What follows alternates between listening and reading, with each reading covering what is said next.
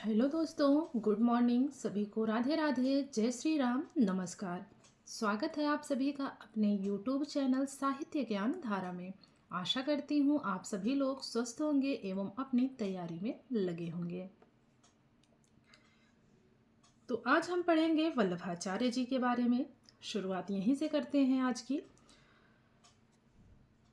और आज की वीडियो थोड़ी बड़ी बनेगी क्योंकि हमें जल्दी से जल्दी सारे टॉपिक कवर भी करने हैं। तो चलिए शुरू करते हैं आज की वीडियो। बहुत से लोगों ने कमेंट किया कि मैम आप रोज़ 2 वीडियो डालिए। तो 2 वीडियो तो नहीं पॉसिबल है क्योंकि वीडियो अपलोड करने की एक टाइमिंग होती है, तो दोनों टाइम जो है पॉसिबल नहीं है। इसीलिए वीडियो को थोड़ा बड़ा हम ज़रूर कर सकते हैं। तो चलिए देखते हैं आज की वीडियो। जिन्होंने चैनल को सब्सक्राइब कर रखा है उनका बहुत बहुत आभार, बहुत बहुत धन्यवाद। वल्लभाचार्य का समय 1479 से लेकर 1531 ईस्वी के मध्य माना जाता है। इन्हें अग्नि का अवतार माना जाता है। इनकी उपाधि जगत गुरु थी। वल्लभाचार्य को सिकंदर लोदी एवं बाबर का समकालीन माना जाता है। जन्मस्थल की बात करें तो चंपारण्य रायपुर छत्तीसगढ़ में हुआ। इनके 2 पुत्र गोपीनाथ तथा विठलनाथ हुए। तो पहले तो देख लीजिए इनसे बनने वाले प्रश्नों को, जितना अभी हम लोगों ने पढ़ा है इसमें से। वल्लभाचार्य का जन्म कब हुआ? 1479 से 1531 ईस्वी का समय माना जाता है, अर्थात इनका जन्म हुआ है 1479 ईस्वी में। और अगर मृत्यु की बात करें, देहावसान की बात करें तो 1531 ईस्वी। अग्नि का अवतार किसे माना जाता है? वल्लभाचार्य को माना जाता है। और इनकी उपाधि कैसी थी? जगत गुरु की थी। वल्लभाचार्य को किसका समकालीन माना जाता है? तो सिकंदर लोदी एवं बाबर का समकालीन माना जाता है। जन्म स्थान की बात करें तो चंपारण्य रायपुर, जो कि छत्तीसगढ़ में है। और इनके कितने पुत्र हुए? वल्लभाचार्य जी के 2 पुत्र हुए। कौन कौन से? गोपीनाथ तथा विठलनाथ। इन्होंने पुष्टि मार्ग का प्रवर्तन किया। पुष्टि का अर्थ पोषण अर्थात भगवान की कृपा या अनुग्रह है। तो पुष्टि मार्ग के प्रवर्तक कौन माने जाते हैं? या प्रश्न इस प्रकार बनेगा कि पुष्टि मार्ग का प्रवर्तन किसने किया? तो दोनों ही प्रश्नों के उत्तर हमारा का क्या हो जाएगा? वल्लभाचार्य जी हो जाएंगे। ठीक है।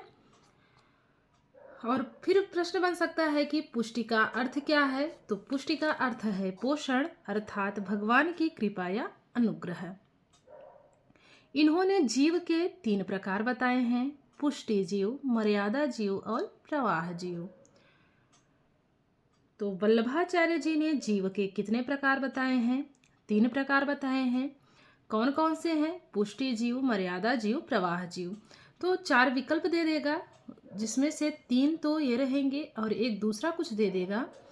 और पूछ लिया जाएगा कि इनमें से कौन सा एक प्रकार जीव का नहीं है वल्लभाचार्य जी के अनुसार। तो ये तीनों तो हमारे होंगे। जो चौथा विकल्प उसमें रहेगा वही हमारा क्या होगा? नहीं होगा। और जो नहीं होगा वही हमारा सही उत्तर हो जाएगा। पुष्टि मार्गी भक्ति को रामानुराग भक्ति कहते हैं। पुष्टि मार्गी भक्ति को क्या कहा जाता है? रामानुरागा भक्ति कहते हैं। वल्लभाचार्य की रचनाएं कौन कौन सी? चलिए देखते हैं। पूर्व मीमांसा भाष्य, उत्तर मीमांसा भाष्य या ब्रह्मसूत्र। और ब्रह्मसूत्र भाष्य का ही नाम अणु भाष्य है। श्रीमद् भागवत की सूक्ष्म टीका, तत्वदीप निबंध, पुष्टि प्रवाह मर्यादा, सुबोधिनी टीका इत्यादि। तो इनकी रचनाओं को जरूर याद रखेंगे। इनके शुद्धाद्वैतवाद को अविवृत्त परिणामवाद भी कहते हैं। इनके शुद्धाद्वैतवाद को और किस नाम से जाना जाता है? अविवृत्त परिणामवाद।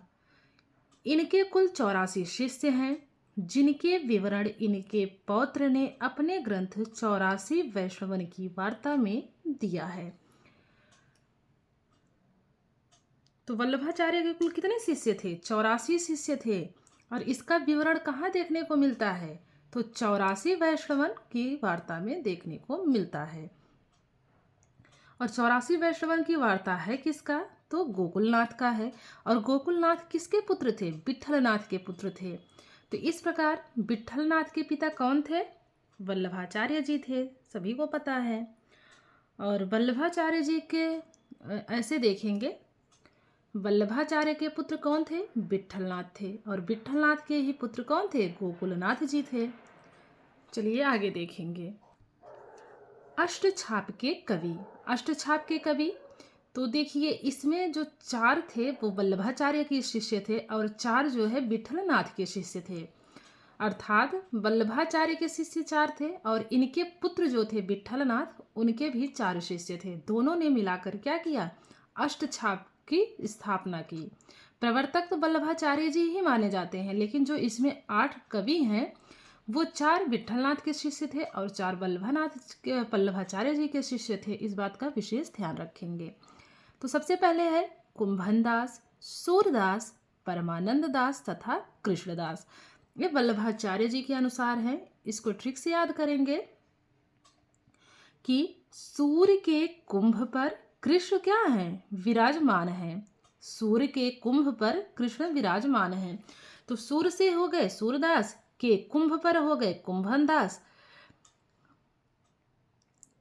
परम से हो गए परमानंद दास और कृष्ण से हो गए कृष्णदास। फिर देखेंगे विट्ठलनाथ के शिष्य, गोविंद स्वामी, छीत स्वामी, चतुर्भुजदास तथा नंददास। ये चारों विट्ठलनाथ के शिष्य हैं।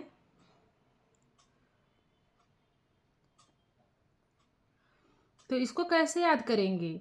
गोविंद छीत चतुर्भुज नंदा, गोविंद छीत चतुर्भुज नंदा। तो गोविंद से हो गए गोविंद स्वामी, छीत से हो गए छीत स्वामी, चतुर्भुज से हो गए चतुर्भुज दास और नंदा से हो गए नंददास। इस प्रकार इसको आप लोग याद कर लेंगे। अष्टछाप के भक्त कवि विभिन्न जातियों एवं वर्गों से थे। कहने का तात्पर्य यह है कि इसमें से जो भी थे उनकी क्या थी? जातियां अलग अलग थी। ऐसा नहीं था कि इसमें सब ब्राह्मण ही शामिल थे या क्षत्रिय ही शामिल थे या शूद्र ही शामिल थे, ऐसा कुछ नहीं था। विभिन्न जाति एवं वर्गों के लोग इसमें शामिल थे। वल्लभाचार्य के शिष्यों का वर्णन 84 वैष्णवन की वार्ता में मिलता है। विट्ठलनाथ के शिष्यों का वर्णन 252 वैष्णवन की वार्ता में मिलता है। आगे है, अष्टछाप में सबसे कनिष्ठ या सबसे कम उम्र के नंददास तथा सबसे वरिष्ठ कुंभन दास जी थे। इसको जरूर याद रखेंगे, ये पूछा जाता है परीक्षा के दृष्टिकोण से, बहुत ही महत्वपूर्ण है कि अष्टछाप में सबसे कम उम्र के और सबसे ज्यादा उम्र के कौन थे? तो कम में हो जाएंगे नंददास और वरिष्ठ या सबसे बड़े कौन थे? कुंभन दास जी थे। अष्टछाप के संस्थापक गोस्वामी विट्ठलनाथ थे। कुंभन दास व चतुर्भुज दास पिता पुत्र थे।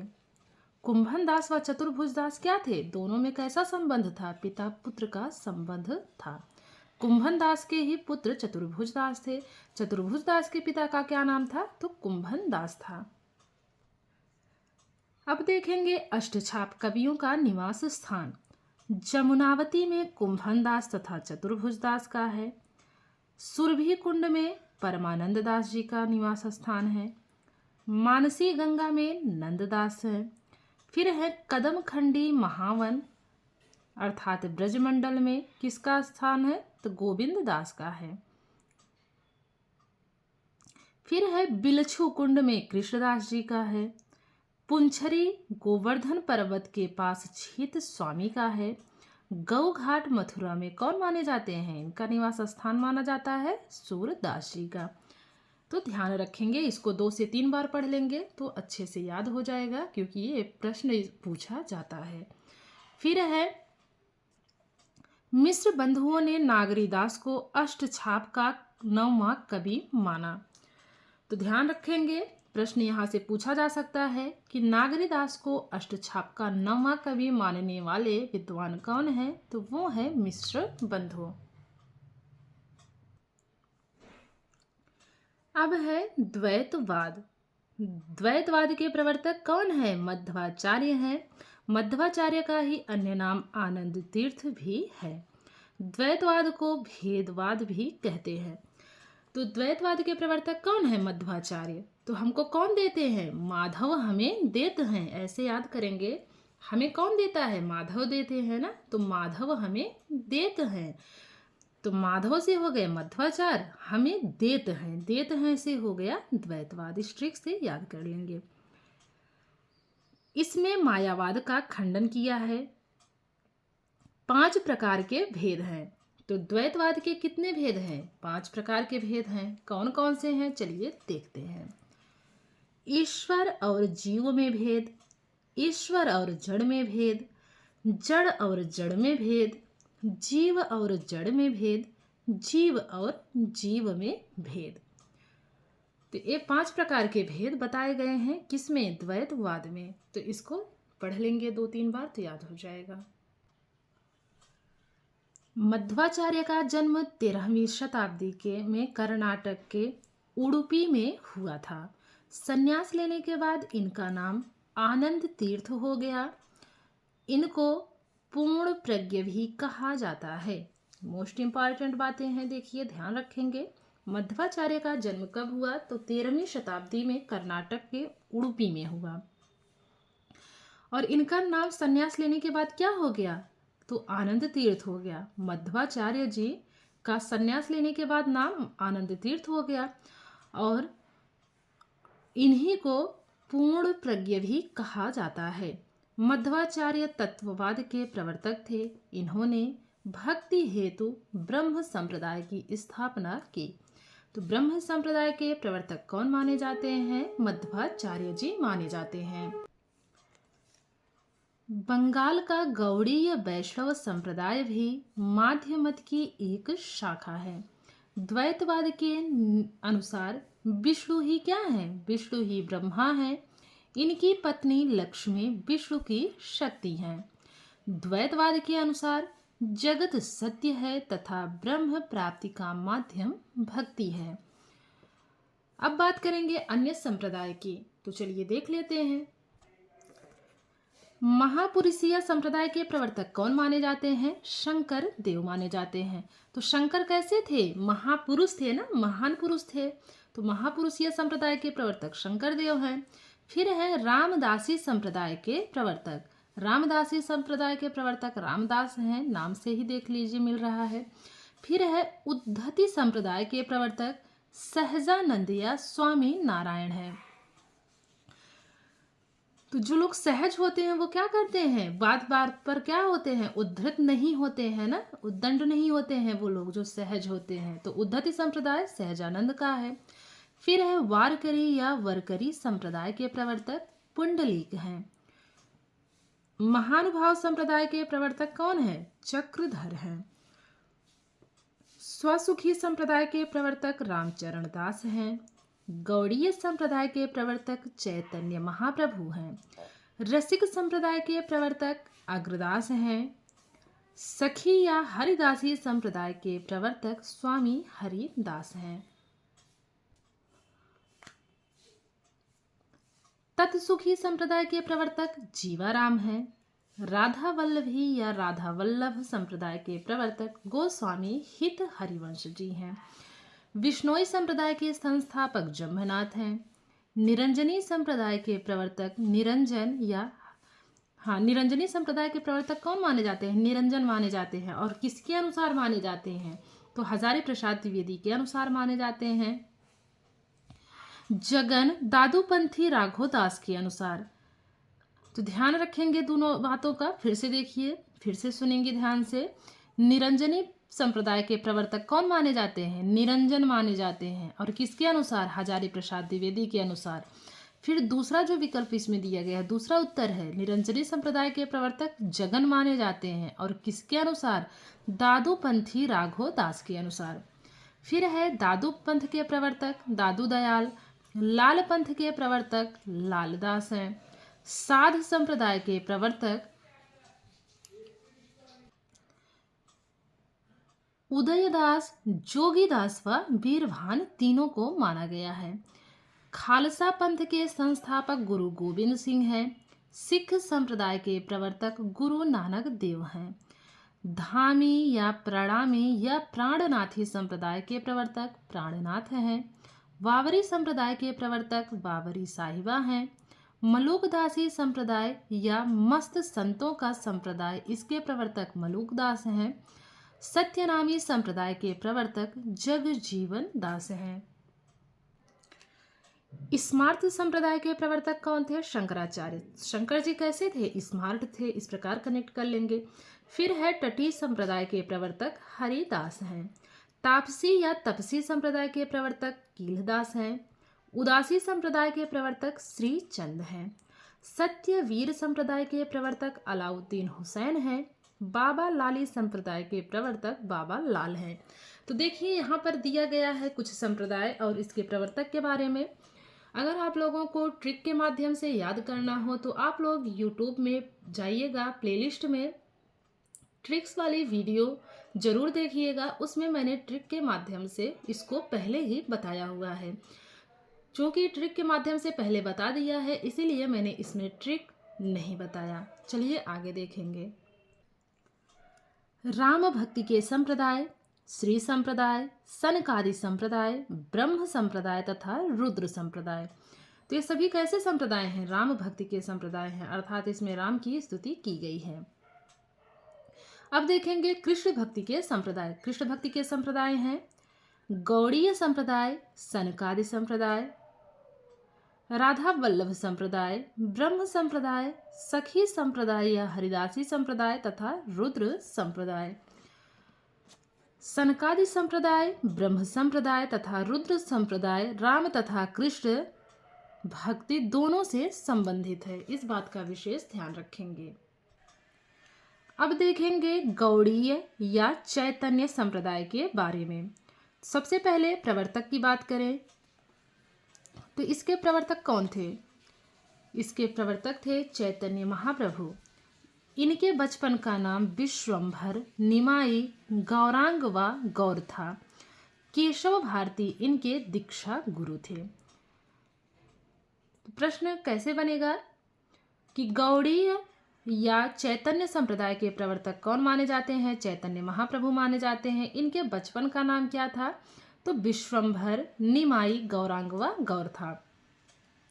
चैतन्य महाप्रभु के दीक्षा गुरु कौन थे? तो भारती थे, केशव भारती। अब देखेंगे दार्शनिक सिद्धांत।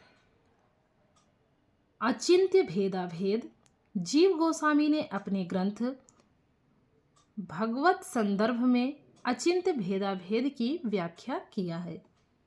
श्री कृष्ण को ब्रजेंद्र कुमार कहा गया। राधा को परकीया माना गया। वियोग पक्ष की प्रबलता है। अब देखेंगे गौड़ीय संप्रदाय के प्रमुख कवि के बारे में।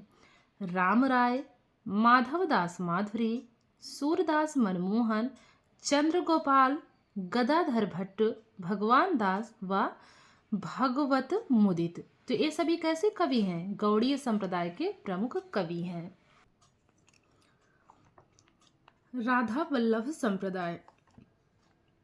राधा वल्लभ के संप्रदाय के प्रवर्तक कौन है? हित हरिवंश कृष्ण की वंशी के अवतार माने जाते हैं।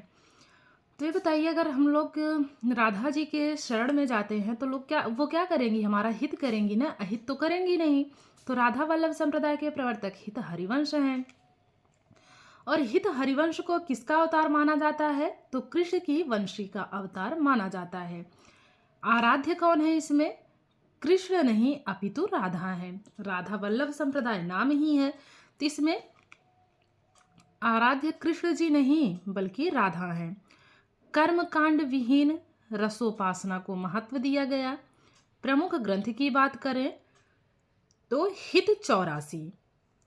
प्रमुख कवि कौन कौन है? दामोदर दास सेवक जी, हरिराम, चतुर्भुज दास, ध्रुवदास, नेही, नागरीदास। ये सभी कैसे कवि हैं? राधा वल्लभ संप्रदाय के प्रमुख कवि माने जाते हैं। आगे है सखी संप्रदाय या तटीय संप्रदाय, हरिदासी संप्रदाय। प्रवर्तक कौन है इसके? स्वामी हरिदास हैं, जो महान संगीतज्ञ थे। इनके शिष्य तानसेन थे। तो तानसेन के गुरु थे। तानसेन तो खुद ही बहुत ही अच्छे संगीतज्ञ थे। अकबर के दरबार में नवरत्नों में से एक थे। और इनके गुरु कौन थे? हरिदास थे। तानसेन के गुरु का क्या नाम था? हरिदास था। उपास्य कौन था? प्रेम तत्व। सखी संप्रदाय में उपास्य किसे माना गया? प्रेम तत्व को माना गया। प्रमुख कवि कौन थे? स्वामी हरिदास, सरसदास, नागरीदास, बिहारिंदास, बीठल विपुल, जगन्नाथ गोस्वामी इत्यादि। आगे देखेंगे भक्तिकालीन काव्य। तो सभी को पता है कि भक्तिकालीन काव्य को निर्गुण काव्यधारा और सगुण काव्यधारा में बांटा गया था। अब देख, निर्गुण में भी हो गया था आपका क्या? ज्ञानाश्रयी काव्यधारा और प्रेम मार्गी या सूफी काव्यधारा। और सगुण काव्यधारा भी, इसकी भी क्या थी? दो धारा थी। कौन कौन सी थी? राम भक्ति काव्यधारा और कृष्ण भक्ति काव्यधारा। तो चलिए देखते हैं इसके प्रमुख कवि या संतों के बारे में। तो चलिए देखते हैं। सबसे पहले है निर्गुण ज्ञानमार्गी काव्यधारा।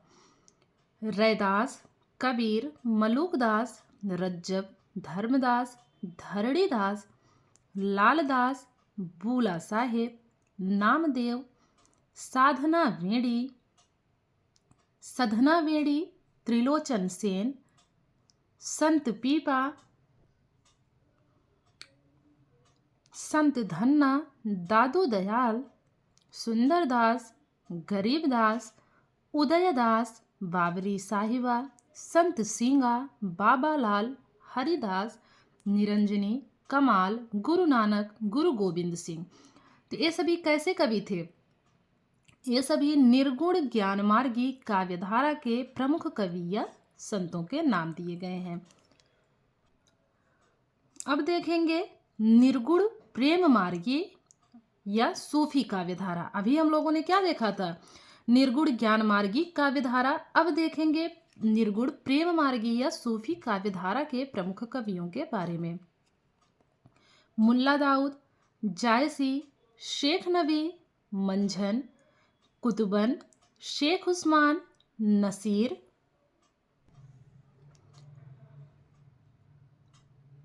जान कवि, ईश्वरदास, नूर मोहम्मद, कासिम शाह, दामोदर, गणपति, पुहकर, जटमल, नारायण दास, कुशल लाभ, असायत आदि। तो ये सभी कैसे कवि हैं? ये सभी निर्गुण प्रेम मार्गी या सूफी काव्यधारा के प्रमुख कवि माने जाते हैं। अब देखेंगे राम भक्ति काव्यधारा के प्रमुख कवियों के नाम। रामानंद, तुलसीदास, अग्रदास, कृष्णदास पयहारी, नाभादास,